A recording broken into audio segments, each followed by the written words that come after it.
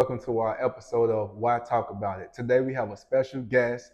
Many of y'all know him, many of y'all have seen him. He has been doing the impossible. Many of y'all know him as the credit guru, but today he's known as Mr. Credit to Wealth.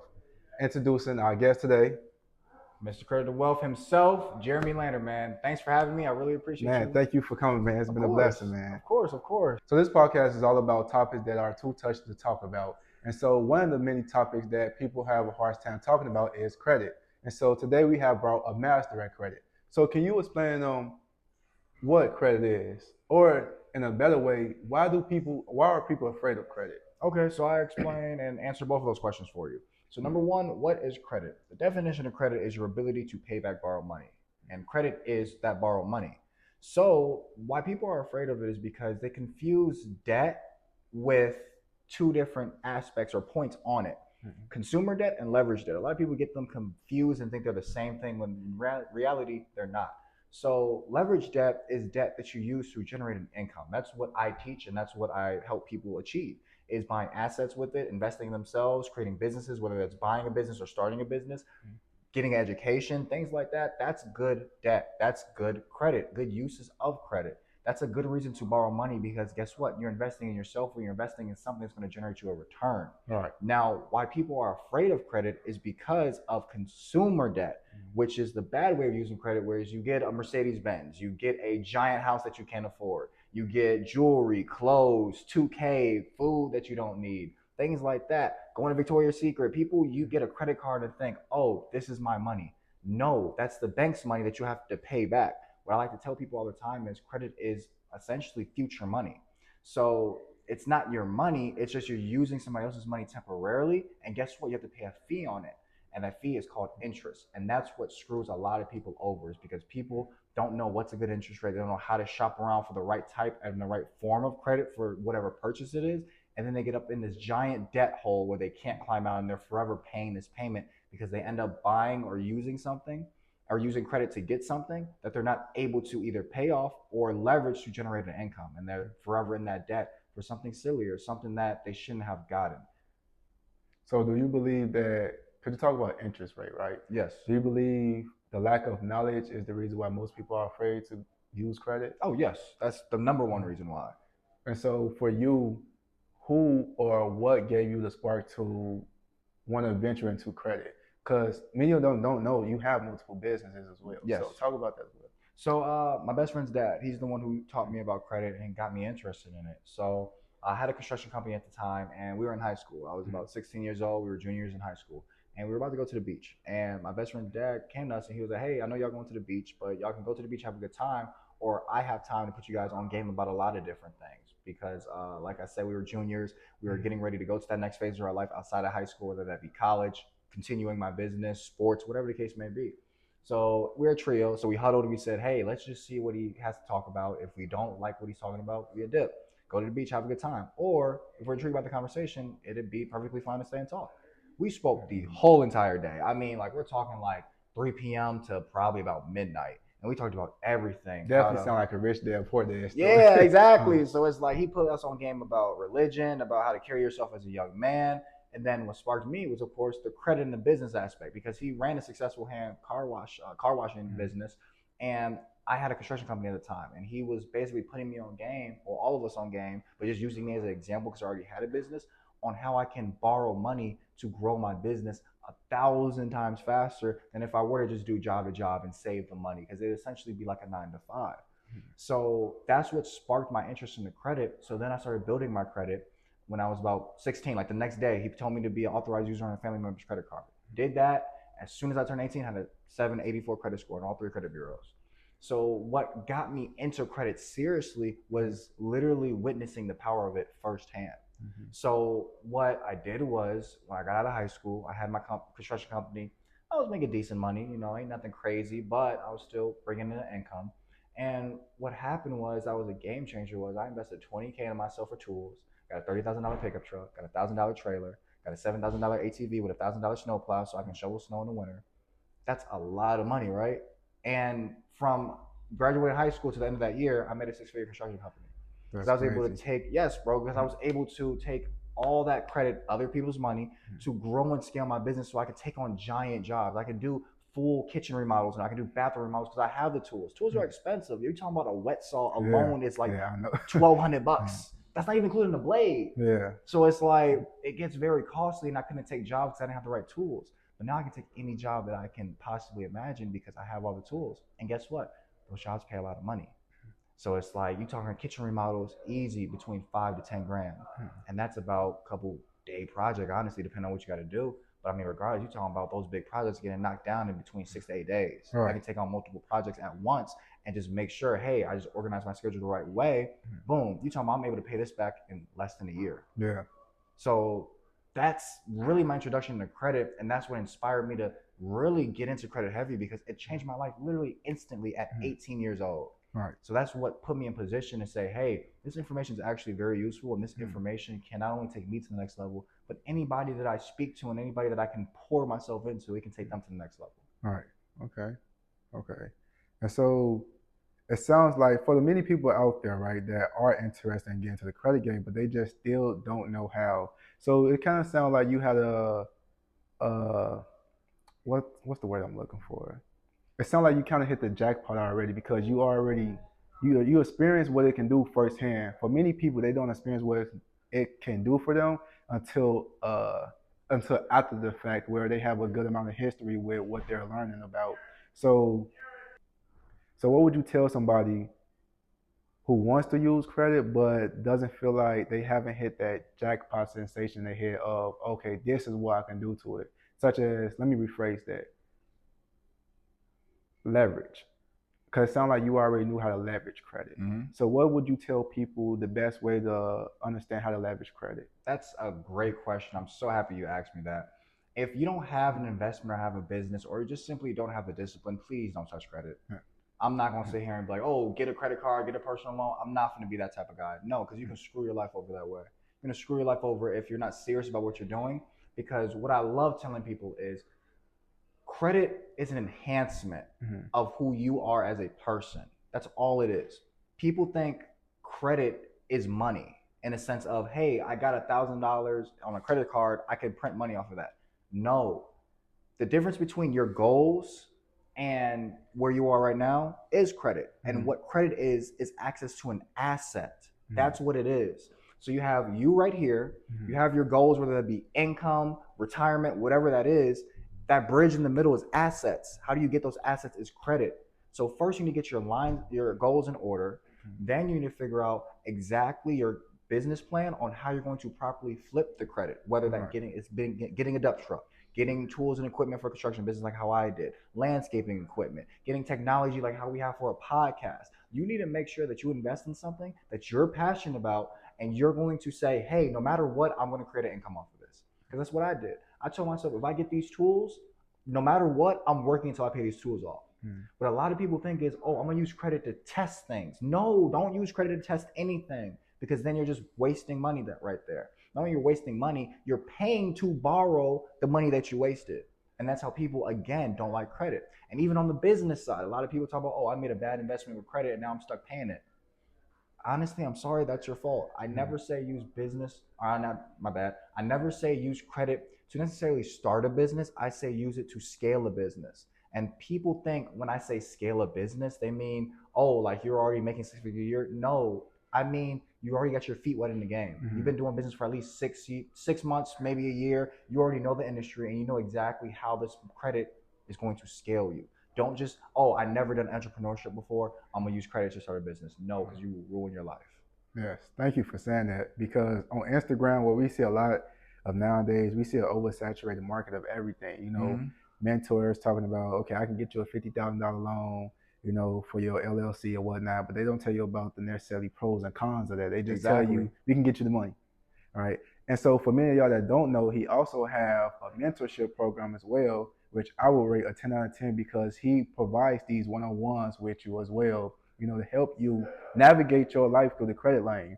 And so again, to the many people out there that are watching, on Instagram or, just social media in general, when they see these other, credit gurus, what are some things that they can watch out for?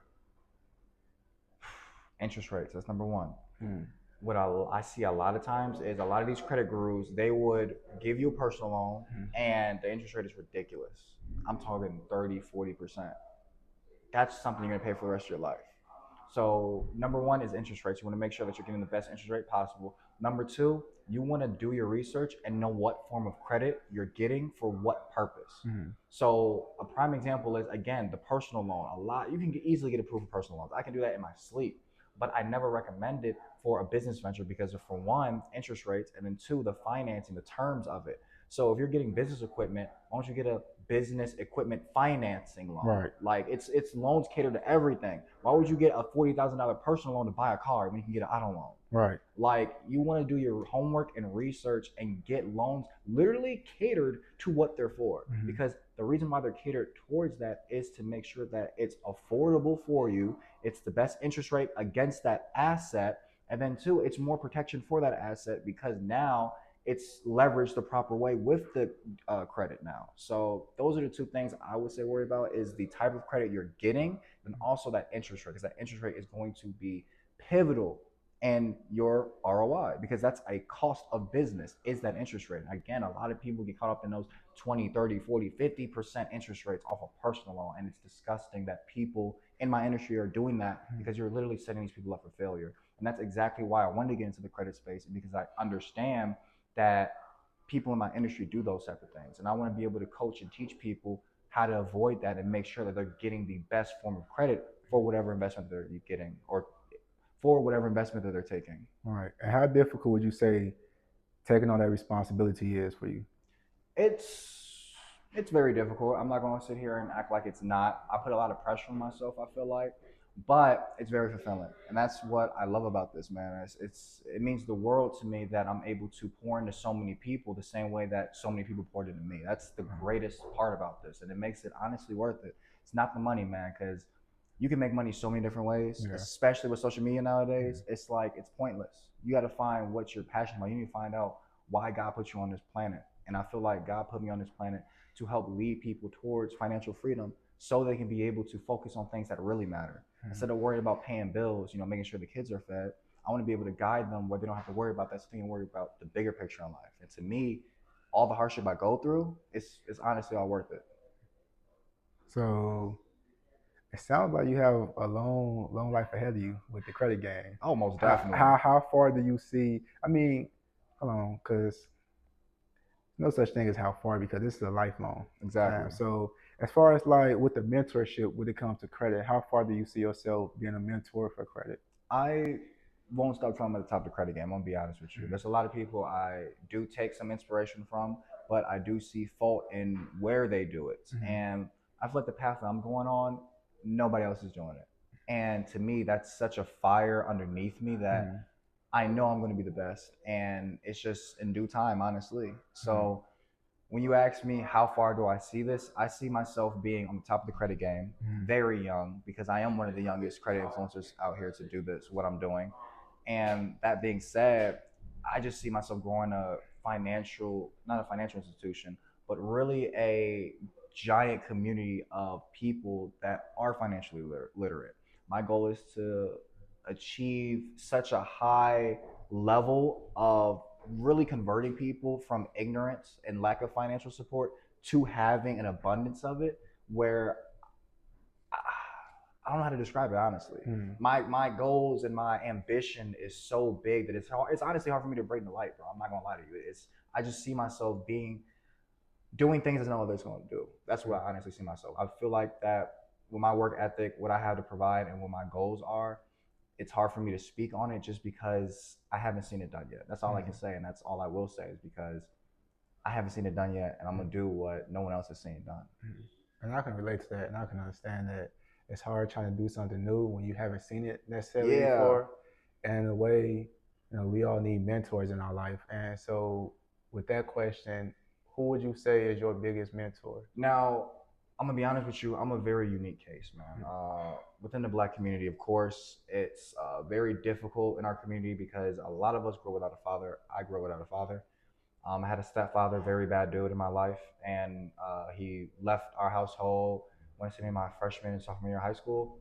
And having those two bad male role models in my life really taught me that I need to focus on myself, right? So the way I grow is looking at the opposites of people that were around me at the time. Mm-hmm. And I never really had a mentor because of it, because I had identity issues because I am a junior Mm-hmm. and my dad was a horrible dude. And I'm a dream too. oh, really? Mm-hmm. Man, my biggest thing was I don't want to be him. That was my biggest thing. So my whole life I don't want to look up to nobody because the one person I was supposed to look up to was a horrible dude. So I grew up in that mindset of I'm not gonna look up to nobody. I'm just going to take the traits that I like from people and keep them, and traits that I don't like from people just do the complete opposite. So I never really had a mentor or somebody to look up to. Now I'm to the point where I kind of blew up to the point where now it's not really I'm getting mentorships. I'm just acquiring business partners, honestly. Mm-hmm. Everybody wants to work with me, everybody wants to collab with me, and that's honestly a blessing. So I never had someone that I looked up to per se. It was always I was in the mindset instead of looking up to them, my goal now is to work with you. Mm-hmm. So people in the credit game that I got, a lot of sauce from. It was never the mindset of, oh, can you mentor me? It was always, I got some information, you got some information. Let's swap it out a little bit. Hey, you older and I'm younger. Hey, I can appeal to this audience while you appeal to this audience. So why don't we combine ourselves and now we can appeal to everybody? Hey, I got this skill set. You got this skill set. Let's combine our skill sets and reach a broader amount of people. That was the mindset that I always had. And to somebody else, it is a cheat code to have, a mentor. And that's why I feel like I can be the best mentor to so many people because I can understand how difficult it is not to have a mentor. And it's tiring.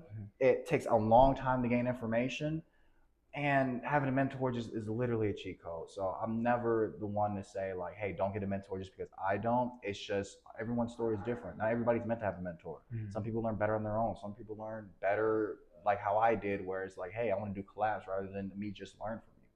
But yeah, I just honestly don't have anybody that I would say would be a mentor for me. It's always just been, a transactional relationship with me. First off, I want to say thank you for sharing that story because I know that was real personal. Yeah, of course. So growing up, talking about your relationship in the house, going into that, talking about your male role models in your life. Can you talk about the actual impact they had on you and your mentality as a man growing up? Yeah, I struggled growing up. I struggled very, very bad. I'm gonna be completely honest with you. So my actual father was a horrible dude. He was gang banging in Chicago, did horrible things, killed people, sold drugs. Traditional gang shit stuff. I don't know what guys. Traditional gang things, right? I'm actually a trap baby in the sense of my mom was trying to leave him, and he forced himself upon my mother and conceived me to try to force her to stay with him, and that's why he named me after him. Mm-hmm. He literally told my mom that, hey, if you leave me, you're going to have a piece of me. And that piece of me is our son, and I'm going to name him after me. So whatever you look at him, you're going to see me. That's what he told my mom. Horrible dude. He ended up going to jail when I was about 4 years old. And I haven't talked to him since like maybe my junior year of high school. It was just a quick phone call, and he was still a horrible dude. And I just completely erased him from my life after that phone call. But that being said, that was very difficult. Growing up, I only heard stories about him, and it was horrible stories. And of course, just me being a kid, I wanted to know for myself he was a horrible dude. That's why when he got out of jail, I reached out and tried talking to him, learned for myself that he's a horrible dude. But in between that time, I had identity issues because it was just like I heard all these stories about my grandma, my granddad, my mom saying how horrible this I don't even know what to call him. This demon. Everybody just called him a demon. And for them to say, yeah, Jeremie's this demon. Oh, I hate Jeremie. He's this horrible person. I'm Jeremie. Yeah. That genuinely hurt me and it broke me. And I had a lot of identity crises growing up where it's just like, I hate my name. If you ask my best friend, when I first met him in 4th grade, I go by my middle name. I didn't even like my first name. I was Jordan. My family calls me Jordan. That's how bad it hurt me. It was like, I don't want to be called Jeremie because my mom and my grandma and my granddad, which are my closest people to me, they were hurt by him, and I wanted to be the complete opposite. So it's like I wanted to go by Jordan. And when I got to high school, I kind of manned up, where it's just like, okay, teacher's calling me Jeremie, I can't go by Jordan or whatever.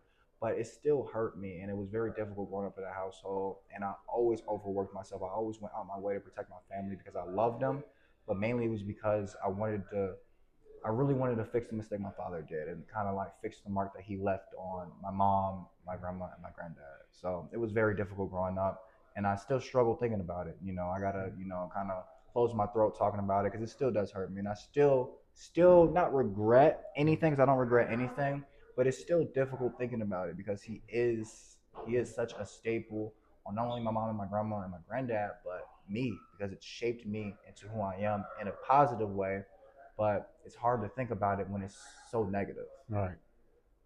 And I want to say, man, you're doing a hell of a job, man. You're doing a hell Appreciate of a job, it, man. And I understand the role of being the junior, vice versa. My situation was more so completely on the opposite, but on the same scale as far as power level. I know how hard it is to be better than your father, because your father whether it's good or bad, your father has a strong name out there. And, one thing my father always told me is, be your own man. And so to you, you embodied that exact saying of becoming your own man.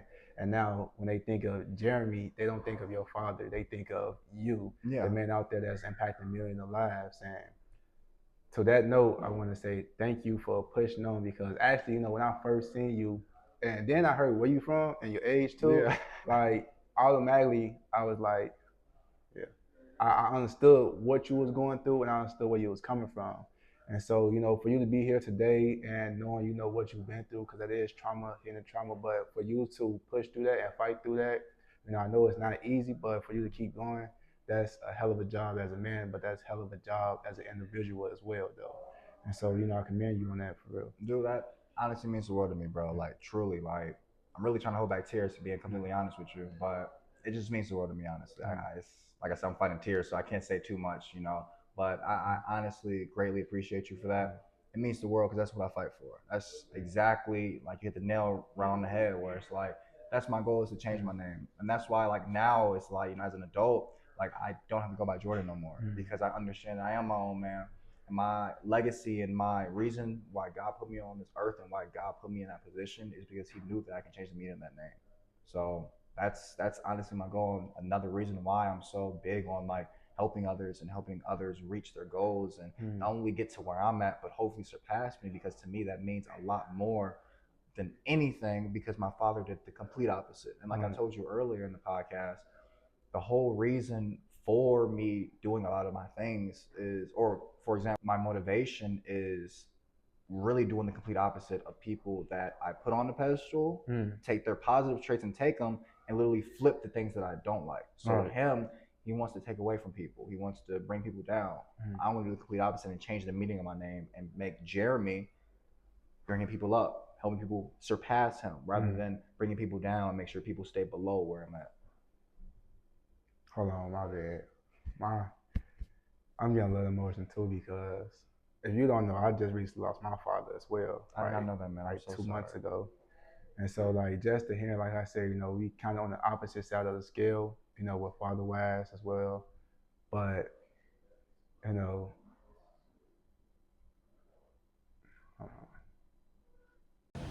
hey, how y'all doing? I really want to appreciate y'all for watching it this far. If y'all made it this far, I want to say thank you for making it this far. And I also want to apologize too. The video got cut short because my phone had run out of storage. But for future podcast videos, we will be more prepared.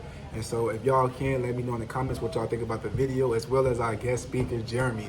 If y'all want to see him again, please subscribe, share, like, and say bring him back.